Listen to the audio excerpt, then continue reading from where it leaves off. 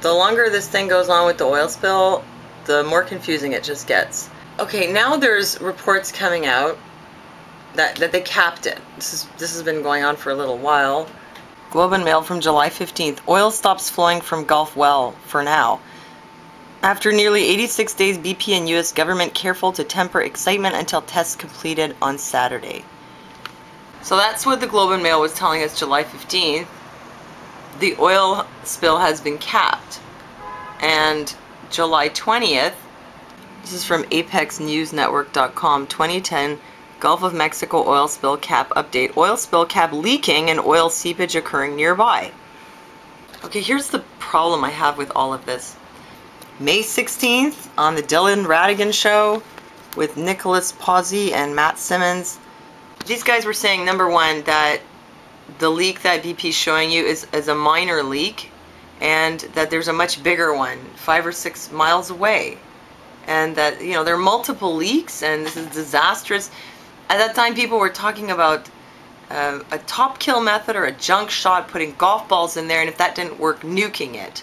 And later on, there was talk about having gone so deep that we've hit abiotic oil. That's what Lindsay Williams was saying on the Alex Jones show.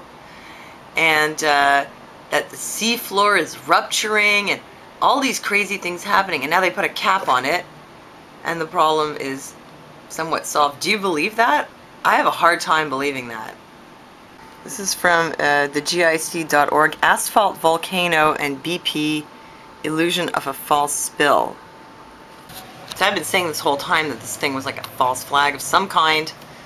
They're talking here about how there was actually a lot of evidence that what they had drilled into was an asphalt volcano, and that's why it didn't look like a regular oil spill.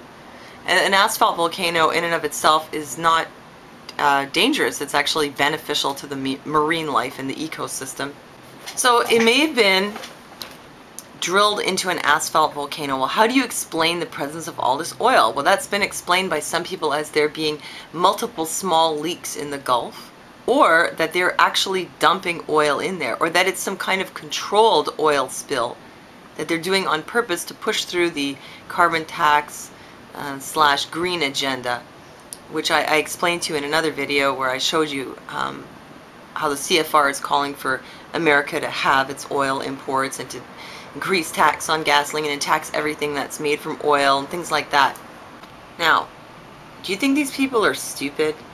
I mean, if you could just cap the thing all along, don't you think that they would have just done that? You know, the public has a short memory, and they can say whatever they want in the news and then say the opposite the week later, and people will forget what they said the week before. And this is one of those cases where they keep contradicting themselves, and everybody's, of course, totally confused. I'd say definitely something sinister is afoot here. Either it is an engineered catastrophe, a false flag created to push the green agenda and carbon taxes, and it's not actually as catastrophic as they say, and it can be stopped. That's one possibility. Or it's a false flag designed to push the green agenda, but it is a catastrophe and the oil itself cannot be stopped. Or it's a false flag designed to push the green agenda, and it is a catastrophe, but not because of the oil, but because of the Corexit, because that stuff is highly toxic.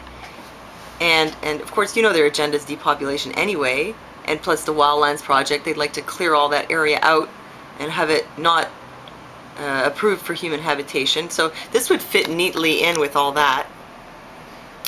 Corexit, when it's mixed with oil, according to marine toxicologist Susan Shaw, can seep through your skin and rupture red blood cells and cause a lot of problems, including internal bleeding. I mean, it's highly toxic. So when you see these people taking their kids down to the beach and letting them swim in that, I don't want to, I hate to think what would happen to those kids a few years down the road.